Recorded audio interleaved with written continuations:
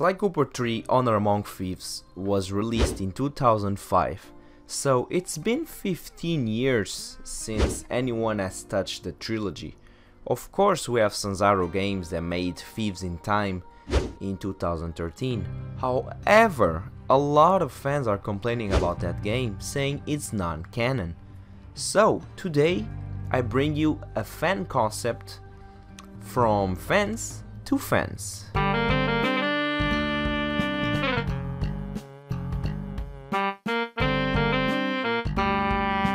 Does the past return to haunt you? Those words dawn on me from time to time. From the moment I took my first breath, I was destined to be a master thief. It was in my blood and I had to be what was expected of me. I dedicated my whole life to it and considered it to be my only purpose, until I realized I had something much more valuable to offer: trust, friendship, and a love that felt inevitable. After stealing my life back from all the criminals who stole it from me as a child, I retired. I finally felt the relief I never could have dreamed of. I could be free to set out my own path and live life a Cooper never had before. An ordinary one. But with all my knowledge collected as a thief, I should have known something was still out there, just waiting for the right moment to swipe me off my feet. And on the night of Carmelita's disappearance, it did. Okay, so looking at this narration, this is a sick way of starting the game, you know? Just dwelling on the past, and this is clearly something that we didn't really get in Sly 4 Thieves in Time. And I will start calling it Sly 4 because people get upset at that actually. So yeah, starting Sly 4, we get this bit of dialogue. And we quickly put the past behind us. But as time went on, the old itch came back, and I knew I needed to pull a heist. I'm sorry, no. And you know what's the worst part in this? He didn't even contacted Bentley or Murray. He just said, I need a heist. Let me just go there alone, you know, just for lols, you know. I have a good life here, you know, just go for lols, you know. It's like the concept, the story, like everything has potential here, but the story was just so bad, just so bad writing, you know? Ugh. I don't know. I know at the time Sly 4 came out, Thieves in Time came out, everyone was saying it was just a fan-made game, really, but come on. I know people that could made a better job than that, I mean, really? With no leads on her kidnapping, Bentley assured me that the best course of action to take was through the deepest corners of ThiefNet, a lawless corner of the internet where criminals congregate and remain anonymous while performing a number of illegal activities. After 2 hours of digging, we were able to trace her last sighting to a small section of Tokyo, Japan. It was a heaven for cyber criminals to group up and to do their dirty work. That's when we caught wind of someone who may be in alliance with McSweeney and goes by the name of Nightshade. Okay, so right here we are introduced to another concept that is not really touched in the series itself, ThiefNet. So we all know that in Sly 2 and Sly 3 we have Bentley's computer, but we don't really dive that much into that computer. But in Sly 2, every time you steal a treasure and you go back to the safe house, you can look at your PC and you have this option of selling all the goods you stolen. Items from the guards, treasures that are just in the hub world, but we're not really explained what is this ThiefNet all about. So this is actually a nice thing that actually got mentioned in this work, and probably more details will come later on, who knows, but actually this is a nice touch. Well-written one already exists, so who cares where it came from? As my friend Baseup said, a well-written story, nobody really cares where it came from, and there are actually well-written stories out there. But this story in particular caught my eye because of one single detail, and I'm going to praise Savo for this. The interaction between Interpol and between the Cooper gang. As we all know, that interaction is a bit messed up because of Carmelita. Now, you might have the same idea as me, but in Sly 1, I feel like Carmelita's presence is more intense, you know, is more chase, is more cops and robbers.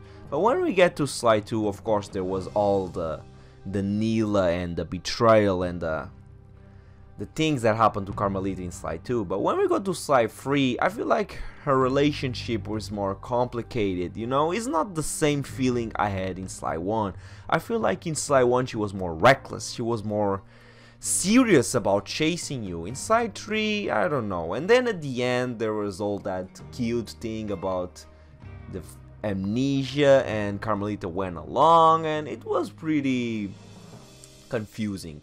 But one thing that I really enjoyed is the introduction, the intro of a new officer, a detective, someone else besides Carmelita that is chasing Sly.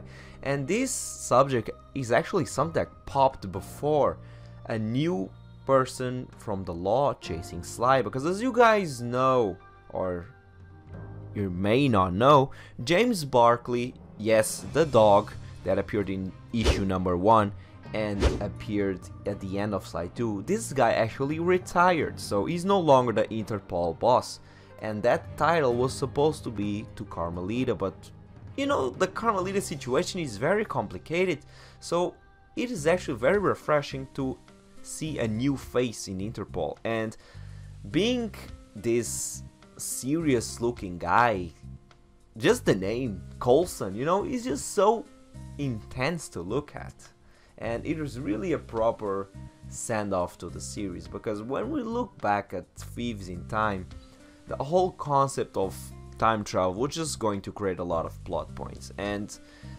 going back to Sly 3, the ending, Sly retired, and then he just have this whole adventure back in time, creating a whole bunch of plot holes, and then at the end ending up in Egypt, just screwing up the entire franchise, basically screwing up the entire story. Now with this new concept of a cop chasing you and something else targeting you, it's actually different, if you're understanding what I'm saying. And I'm not sure if I'm making myself clear here, but it's something different. It's not just the plot holes, you know, it's just something unique, really. Just give me something unique, please. Although Thieves in Time has a lot of complaints, there's one thing that I would like to praise: the effort. Now, the ideas were not so bad, just the writing itself, you know. I didn't mind the fact that Penelope went evil, just the motive didn't add up, you know. And the main thing that I want to say is Paradox. Like, Paradox had all the potential to be one of the best villains in the Sly Cooper series, because if you look at it closely, Paradox came from a long line of thieves like Sly. So Paradox was supposed to be a rival of Sly, someone that could match Sly in certain aspects. You know, the whole athleticism, the whole jump and press the circle button thing, you know. Paradox was supposed to be a counterpart, basically the same coin. They were supposed to be equal. But let's be honest, Paradox, the writing, the boss battle, everything was just so rushed and so bad, you know. Like, I'm going to be honest, if Paradox was not the final boss of Thieves in Time, it will be so forgettable. Just like the sheriff from the Second World of Tennessee, I don't even remember his name, he's just so forgettable, you know? The whole game is just a mess. Okay guys, so this was my thoughts and ideas on the upcoming project that Savo is working on. I really like the idea, so hopefully you guys really support this, because it is awesome to see something like this pop up from a fan, you know? Because let's be honest here, the main issue with the Sly Cooper series is not having a developer working on the IP, because the game franchise is owned by Sony. It's just a matter of someone bringing up an idea and have a budget and just present it. That's basically what happened with Sanzaro. They got the concept for Thieves in Time and they presented it to Sony. Sony greenlighted it and then they got the game. However, due to sales, they would not greenlight it for the 5th game. So yeah, that's the thing, I guess. But 2020 has been a crazy year with all the pandemic and all the remakes and all the announcements and all the PS5 things. So hopefully, let's see, this here has been crazy, so let's see what's going to happen. With all of this being said, make sure you hack that like button and leave your thoughts and ideas in the comments down below. I'm Mulatto, and I'll catch you guys next time. Peace out.